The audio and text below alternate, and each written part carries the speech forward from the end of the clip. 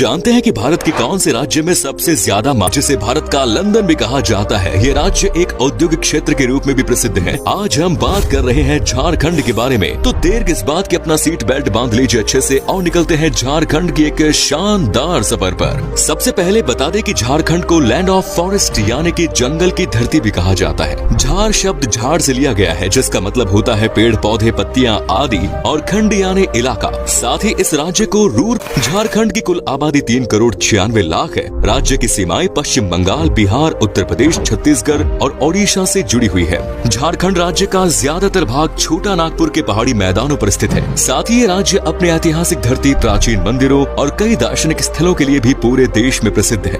झारखंड राज्य की स्थापना 15 नवंबर सन 2000 को हुई। इससे पहले ये बिहार का ही एक हिस्सा हुआ करता था। वही बात करें 500 ईसा पूर्व की, तो उस समय ये जगह महाजनपद का हिस्सा हुआ करती थी। इसके बाद झारखंड वाला हिस्सा मगध और अंग जैसे साम्राज्यों का भी हिस्सा रहा। इतिहास में झारखंड वाले हिस्से पर मौर्यों, गुप्ता, पाला, नागवंशी, रामगढ़ राज और चेरो सहित कई एम्पायर्स ने राज किया है।